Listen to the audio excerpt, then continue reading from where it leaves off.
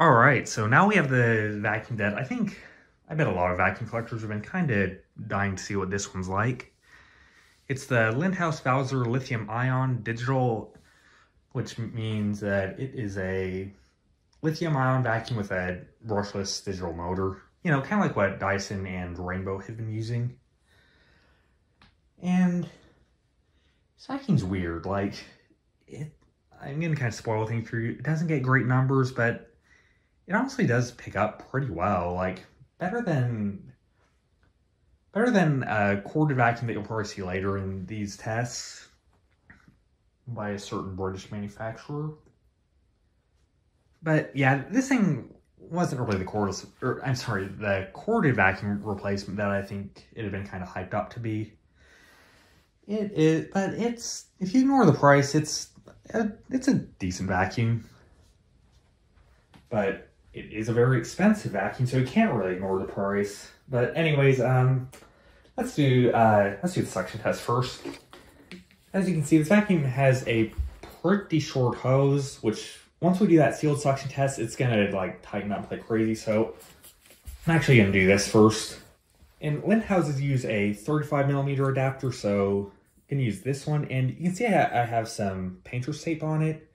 That's because like when I put it on, it ended up like kind of scratching the hose end, and I don't want that on my expensive vacuum. And I don't know if I said this already. We're going to do this this test first on the low speed, because that's what you're locked into while you're doing carpet cleaning. And then we'll do the airflow and suction on the high speed, which is probably what you're going to be using on bare floors and with the attachments.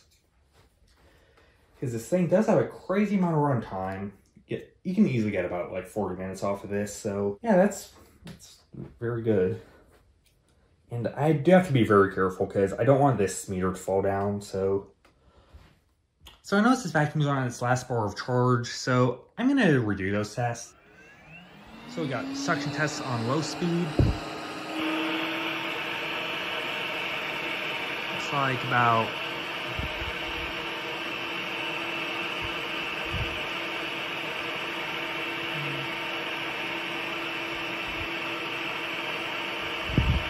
I'm gonna say that looks like 10.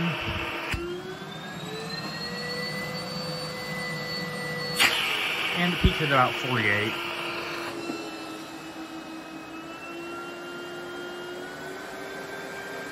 We'll repeat that on high speed.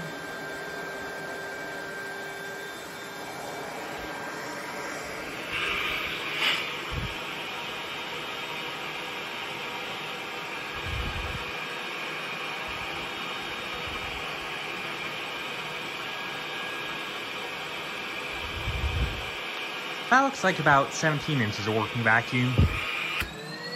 And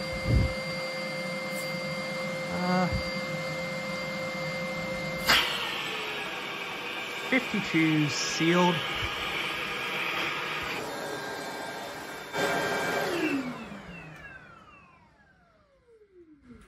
We got 48 inches of sealed suction and 10 inches of working vacuum on low, 52 inches of sealed suction on high, 17 inches of working vacuum on high. So interesting. Yeah, what's the best this thing's ever gotten? Yeah, the best sealed I've gotten off this one is 55 inches. And I will say, I actually mentioned this already, this thing does have a fresh bag in it. But yeah, let's do the airflow now. So for this test, we're going to have to live vacuum on its back because it is kind of hard to get that. Well, the hose is super short, so it's hard to get the airflow meter easily. Like, otherwise I'd have to have the inlet end of the airflow meter point at the floor, which is not good. Hopefully y'all can see that. We're getting max of 1565 on low, 1567. We'll say it's 1567. It's about 41 CFM. All right, and looks like we're maxing out at 1994 on the high speed. Nice quiet vacuum. That gives us 41 CFM on low, 52 CFM on high. So, not as good as what the Perfect was getting. Which, it's not good for how much this vacuum costs, but weirdly enough, this thing does kind of pick up better than the Perfect if I'm just running it, like, each room in hard floor mode. No idea why. It could be down to, like, the design of the Lindhaus's hard floor nozzle versus I don't have it in here. I'm using either the Perfect's combo nozzle or a RD285. And somehow the Lindhaus just generally picks up better, so I don't know. Maybe all these vacuum measurements are nonsense. Alright, we're gonna see if this can run the PT160. Spoiler alert, probably can't. Let's just find out. Alright, let's see how this goes.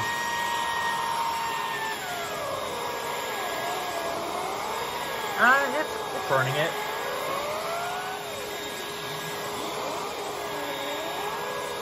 But you do have to hold it pretty lightly. But it's just barely running it. I don't know if this would be enough to get pad air out, but it's probably fine for running on a folded vacuum.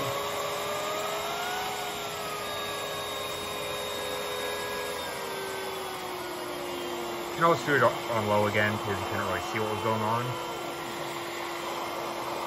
Yeah, I can't even feel the turbine moving now. Alright, we've done the small turbine. Now it's time for the big one. On low, the turbine's not spinning at all.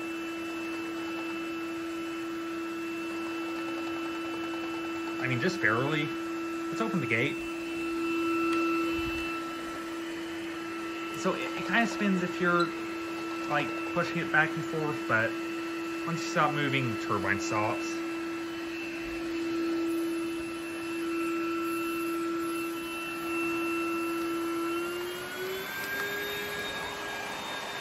Let's give it a bit more speed.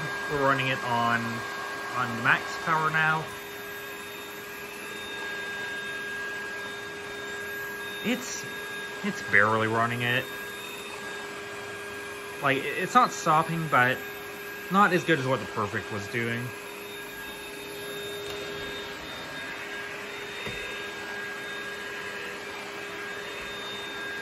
And sorry I can't maneuver this super well. The Lindhaus's hose is just crazy short. So that was the Lindhaus.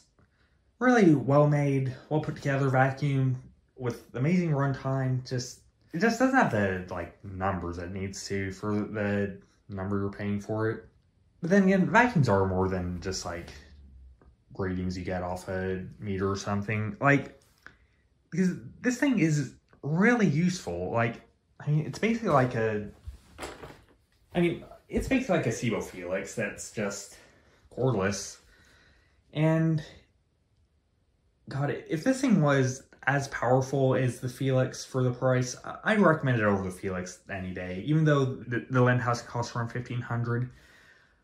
If it was cordless, I genuinely think it would be worth twice as much as the SIBO. And I think the Felix is one of the best subparts on the market. It's just an awesome one-size-fits-all vacuum.